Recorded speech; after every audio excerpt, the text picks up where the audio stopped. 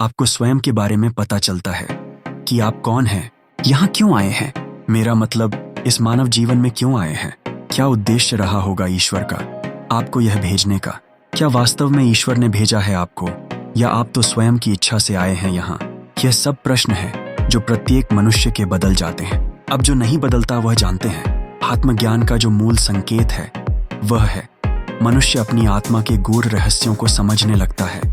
वह इस संसार से कैसे जुड़ा हुआ है वह जानने लगता है, मतलब कि बाकी मनुष्यों से या अन्य जीवों से।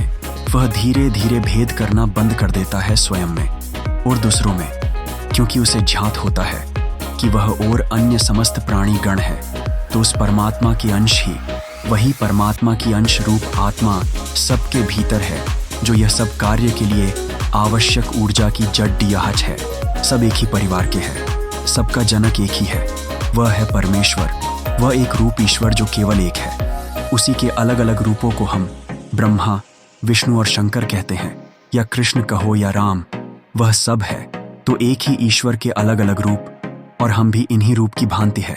बस भेद यह है कि हम स्वयं को नहीं जानते, हम इन सब का आपस में जो संबंध है वह नहीं जानते, और यदि हमारी आत्मा वह बताने का प्रयास भी करे तो हम इस शोर गुल में यह भूल गए हैं कि हमारी भीतर एक आत्मा भी बैठी है जो ज्ञान का मूल स्रोत हो सकती है। हमने उसकी सुनना बंद कर दिया है।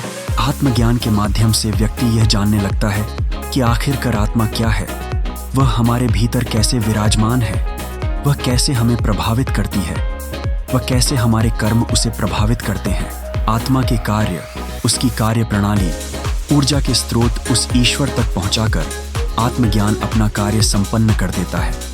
फिर शुरू होती है ब्रह्म ज्ञान की कक्षा, जहां जाकर मनुष्य और आगे के ज्ञान को ग्रहण करता है जो स्वयं में अथाह है।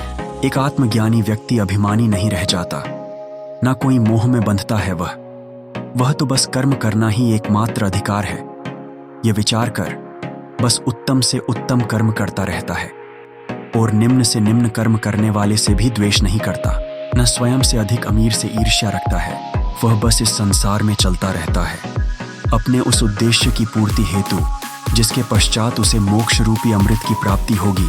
हाँ, एक बात और जो आत्मज्ञान में सबके लिए एक सी है वह है हमें यहाँ आपस में एक दूसरे की मदद से इस जीवन यात्रा को जीने के लिए भेजा है। फिर वह एक मनुष्य से मनुष्य की सहायता हो या अन्य किसी जीव की।